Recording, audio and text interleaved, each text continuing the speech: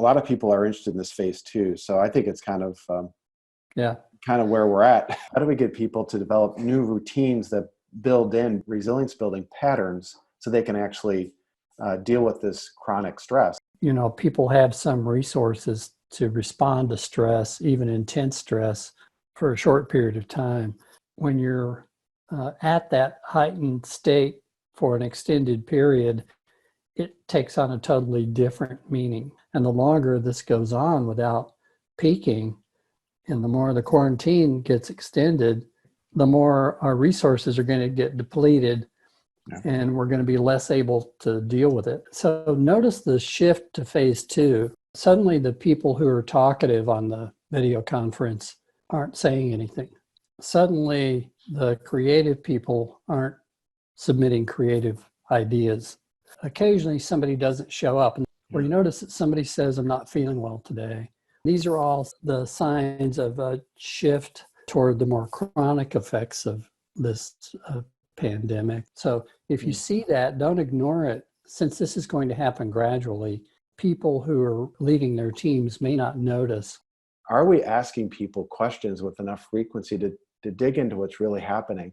What kinds of questions do you suggest people ask?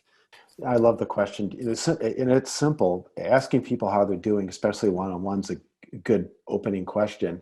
And I'm reminded of somebody that I worked with recently who said he finds if he asks that question 2 or 3 times, he uncovers the stuff that's really on people's minds. So I think that's one of those questions that we should all be asking each other more. You know, one team I've seen out there, they're actually doing rotating. Everybody gets the 15-minute insert your regulation strategy. So there might be, you might lead the team in a stretch. You might lead the team in a breathing exercise. Or talk about routines, like let's brainstorm for 15 minutes of routine. But I think that's great, like going around to your team and actually practicing some strategies. Like, okay, everybody loosen up your neck and shoulders, right? And one thing I find that works is I say, all right, we were all doing something 5 minutes ago that was completely different. What I'd like you to do is take 60 seconds of silence and just shift your mind from whatever you were doing and think about this meeting and what we need to get out of this meeting and who's around the table, and just, you know, create some mindfulness around this moment. I can see a noticeable downshift in the tension. This might be a good time to be more deliberate and talk about a routine, talk about the structure that's in our lives, and say, okay, now I need to replace it, shift it, and make it adaptive to these times. And those that are going to come up with better outcomes are going to be really deliberate about their before, during, and after work routines. And they're going to build in this regulatory stuff. Yeah. What I'm hearing in that is that there are 2 stages of the solution to this problem. One of them is an immediate one. You can get everybody together and you can talk every day and you can create a more regulated state against the stress. But the rest of the day, you know, what happens in the other 23 hours? That's where the shift in the daily operating rhythm comes in. I think if I look at some of the research that Bruce has on what happens over extended periods of time, that people who were resilient and developed patterns of resilience before, they're now being reset to neurotypical, more average, and those that were average in their responses are no more at risk, vulnerable, and then those that were at risk are even more at risk. And so I do think it's back to doubling down on whatever routines that could help us reset back to more resilient ways of responding.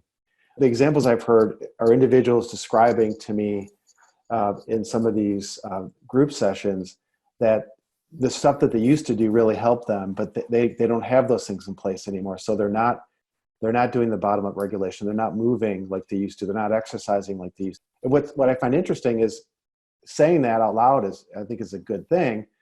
But some of them are not coming up with their own strategies to replace them and to shift their strategies. So this might be a good time to be more deliberate and talk about a routine.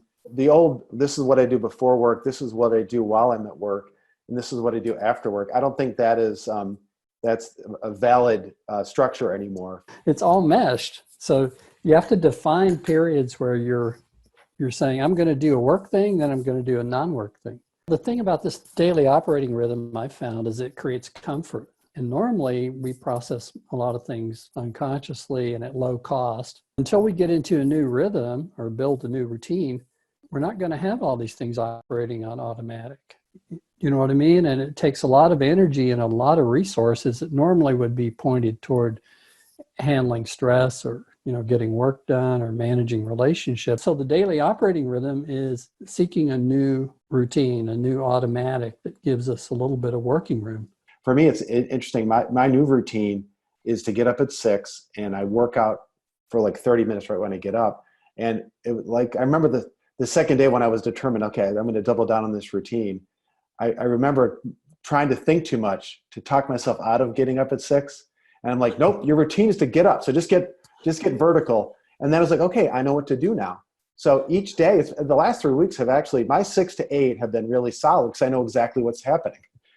I think it is possible using what we know about neuroscience and regulation and resilience to actually get ahead of this. I think companies that get ahead of this pump up your ability to cope with this stress. If you don't respond to stress well and regulate under stress, it can actually undo you.